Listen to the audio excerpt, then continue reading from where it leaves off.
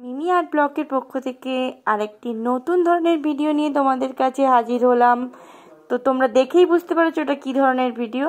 হ্যাঁ, এটা এখন ট্রেন্ডিং কুলো ডিজাইন চলছে, সেটারই ভিডিও। তো এটা আমার একজন চেনা জানা দিদি আমাকে অর্ডার দিয়েছিল। তো আমি এটা বলেছিল যে বনু তোর মতন করে করতে। তো আমি আমার মতন করেই করার চেষ্টা করেছি। আমি বলেছিলাম দিদিভাই আমি তো এটা ফার্স্ট করছি, তো কেমন হবে আমি ঠিক জানি না, আর যতটা পারবো আমি চেষ্টা করব ভালো করে করার।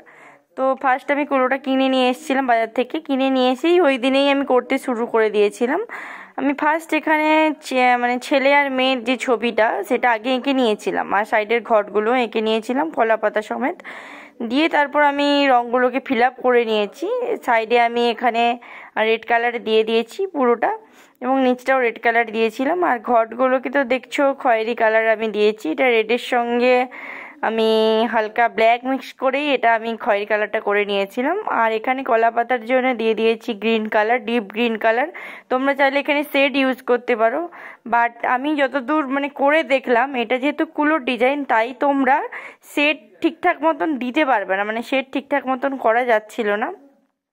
তো এটা আমার ফার্স্ট ভিডিও ছিল, তো আমি নেক্সট চেষ্টা করব যে শেড দিয়ে করা যায় কিনা। নেক্সট যদি আমি কোনো কাজ পাই অবশ্যই তোমাদের কাছে সেই ভিডিওটাও নিয়ে আসবো। আর তোমরা জানিও ভিডিওটা কেমন লাগলো। আর তোমাদের যদি কেউ বুক করতে চাও তাহলে অবশ্যই আমাকে আগে থেকে মিনিমাম হাতে 10-12 দিন আগে থেকে টাইম নিয়ে আমাকে ডিএম করো। আর যদি আমি পারি তাহলে অবশ্যই কনফার্ম করব তোমাদের বুকিংটা।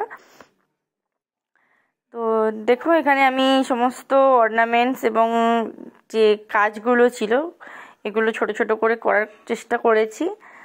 আর এখানে পাঞ্জাবিতে আমি হোয়াইট আর ইয়েলোর হালকা ইয়েলো মিক্সিং করে রেখেছিলাম টোপর। তারপর ছেলের টোপর, মেয়ের টোপর, এগুলো সুন্দর করে আপাতত কমপ্লিট করে রেখেছিলাম। বাট দিদিভাইয়ের তো খুবই পছন্দ হয়েছিল। আর শেষে লাস্টে যে আলপনার কাজগুলো ছিল ওগুলো আমি করে নিয়েছিলাম। আর ইয়েলো দিয়ে আমি এখানে সোনার গহনাগুলোকে করার চেষ্টা করেছি। আর নিচে দেখুন আগুনের যে সেটটা সেটাও আমি আগে ইয়েলো দিয়ে নিয়েছিলাম, তারপর অরেঞ্জ দিয়ে, তারপর রেড দিয়ে একটা সেট তৈরি করে নিয়েছিলাম। তারপর এখানে কলা পাতা আর যে পর্দার মতন করে ওটা করেছিলাম। বিয়েতে যে পর্দার মতন সাইডে থাকে সেভাবে করে ডিজাইনগুলো করে নিয়েছিলাম।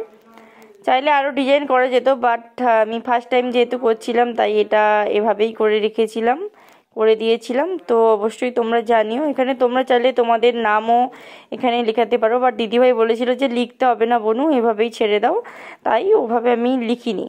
তোমরা চাইলে তোমাদের নাম আগে থেকে বলে দিও কমেন্ট বক্সে, আমি অবশ্যই তোমাদের নাম দিয়ে করে দেবো।